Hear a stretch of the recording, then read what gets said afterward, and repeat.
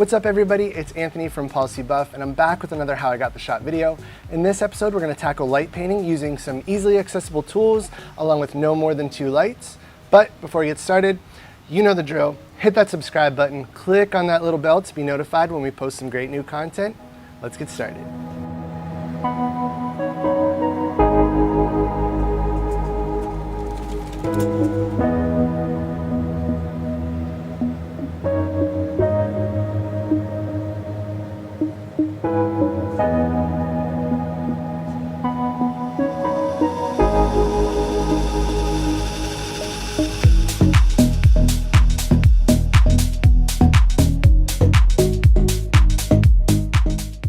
Earlier this year, we worked with our friend Ryan Sims on a light painting course that he taught during Imaging USA's online conference, and Ryan used 5 lights in his setup and provided some really key information. And we were going through the chat from that session, and a lot of people were asking about doing light painting, but with simplified equipment. So we thought this would be a great opportunity for me to try it and also to strip back and use like no more than 2 lights to kind of see what effects we could create.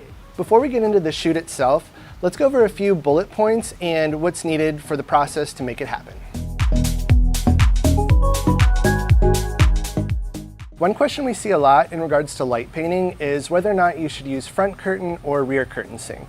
And for those of you who are not familiar with those terms, front curtain sync happens when the flash is fired at the beginning of your exposure when you press your shutter, and rear curtain sync fires the flash at the end of your exposure. For example, if we're taking a shot and we have it set to front curtain sync, we press our shutter, the flash fires, it remains open for say 4 seconds, and then the curtain closes. Now if we're doing rear curtain sync, same 4 seconds, we go ahead, hit that shutter, the curtain opens, at the end of that 4 seconds is when your flash fires. When you're shooting a model or a product for like a stationary subject, it doesn't really matter if you use front or rear curtain sync because that subject itself is not moving. So for today's example, we're going to use a model, but she's going to be staying still, so we're going to use front curtain sync. Where it gets tricky in deciphering if you want to use front or rear curtain sync is when your subject is actually moving. So this depends on what part of that movement you actually want to freeze. A good example of this would come with a basketball player, say traveling down the court, and I would use rear curtain sync because as they're traveling down the court, I want to freeze them at the end when they're dunking that ball. So I'd press my shutter, they'd travel down the court, the light would fire right at the end and catching them in action. So the ghosting will happen throughout that image where the ambient is catching the player traveling down the court, and then with the flash freezing them when they're completing that motion is what I would want to capture. Since your shutter is going to be open for a longer period of time, it's really important to get rid of as much ambient light as possible. Light painting is really effective in a darker environment, and if you have any ambient light coming in from an unwanted source, it could affect your final exposure. So you might be asking yourself, without any kind of lights, how the heck am I going to focus? This is definitely a challenge that comes into play with light painting, and for me, with today's example, I set my camera to manual focus, and what I had done was I used the modeling light of my main light, and I used the Policy Buff app to turn it off right before I hit the shutter. So I checked focus with my modeling light on, killed my modeling light, and pressed my shutter button. For this, I would definitely recommend not using autofocus. I would put it in manual focus. You want to lock in that focus. If you had it in autofocus and it goes dark, your camera could tend to hunt, and it's not going to find focus, and you could miss what you really want to capture. With light painting, your shutter speed really depends on the overall look that you want to create. There's no exact number that it needs to be set to. It's really an iterative process and you just kind of want to play around. So if this is your first time trying light painting, I would totally recommend doing it before you have like a real life client and a real life shoot.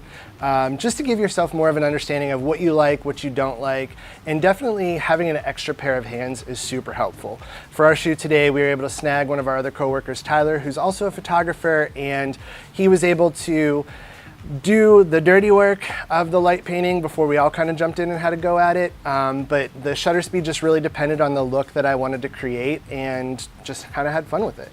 Just keep in mind when playing with your shutter speed that you want to leave enough time for the person that's doing the light painting to come in and out of the frame, but also get in there, do what they got to do, and jump out. For me, after a lot of play, kind of going back and forth, I settled on about 4 seconds for the majority of my photos. Pretty much any light source can be used as your light painting tool.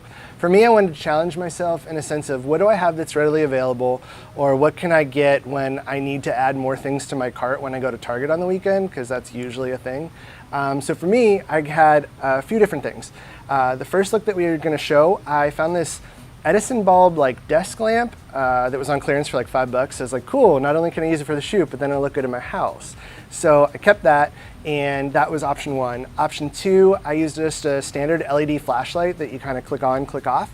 And for the third option, or the third look that we're going to show, I found this like rainbow LED neon sign, also at Target for like $5, that I thought could be really cool.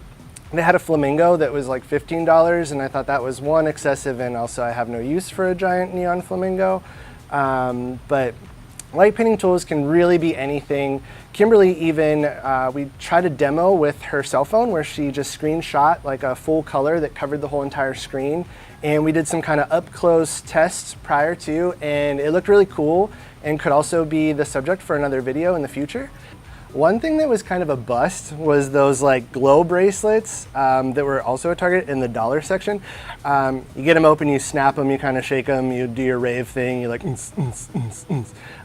but the light output just wasn't strong enough and really didn't do crap. Like, I just was not impressed, and maybe if it was larger, if it had more attached, you could probably make it work, but I liked the other options that I had, and I didn't want to waste any time trying to do something, so I just kind of pitched them. Something to keep in mind is with the person that's helping you doing the actual light painting, you want to try to make them as ninja-like and inconspicuous as possible. So preferably like a long black sleeve shirt or a long hoodie. I had Tyler in one of our buff hoodies. And if possible too, you could even toss a pair of gloves on them. It really depends on what you're using as that light painting tool, if it's going to pick up any skin or any kind of brighter thing around it. So just something to be aware of. Getting into the shoot itself, I used a Link flash unit modified with a 7-inch reflector and a 30-degree grid, and I placed it in front of my model Jaden and angled it down slightly so that I could catch the catch lights in her eyes. A second Link with a 10-inch by 36-inch foldable strip box with both the inner panels and the grid was used as my rim light and placed camera right. I also added in a teal gel dome to add a hint of color and to contrast that orangey glow that was being emitted by that Edison bulb. Prior to the actual shoot, I spoke with my assistant Tyler and kind of gave him a quick rundown on the type of shapes I was wanting him to create behind Jaden, and that way we had a good game plan once things got started. So the only modeling light that I had going was the one on my main light, and as I kind of stated earlier, once I locked in my focus, I killed that modeling light using the Buff app and started shooting. Take a look at the images from this first setup where I had applied all those steps we just talked about a little bit earlier.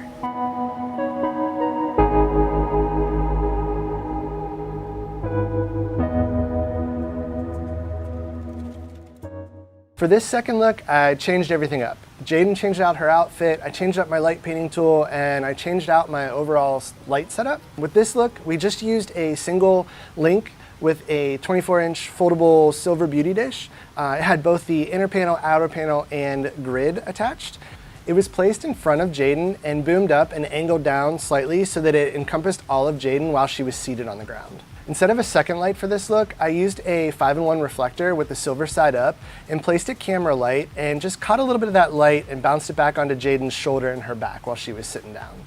The light painting tool on this look was just the little LED flashlight, kind of complementing what Jaden was wearing. I got like a really street vibe, and I thought this would be a cool one where Tyler could do almost like a graffiti, sketchy pen type movement behind Jaden and then also wrapping around. This one turned out pretty cool for me because I just like the overall vibe that it was creating, and something so simple and small like a LED flashlight really did make a big impact. Take a look at some of the final images using that LED flashlight.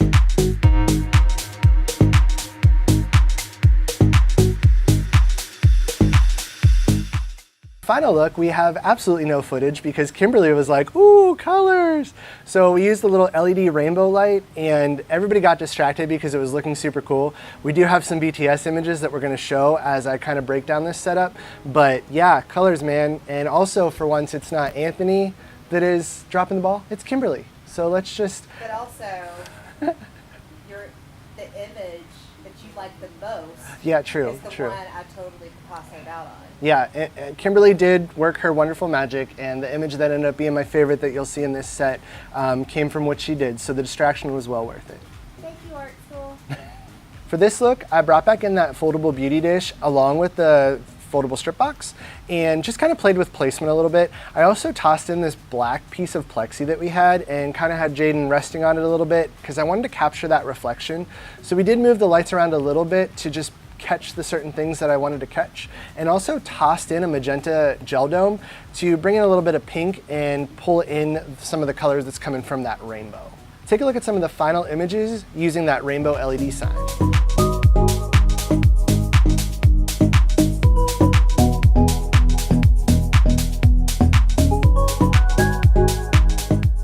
The entire process was a lot of fun, so I highly recommend not overthinking it, getting in the studio, whether it's your big studio, your little studio, wherever you're at, and just experiment. Just have fun with it, just enjoy the process and see what you can create.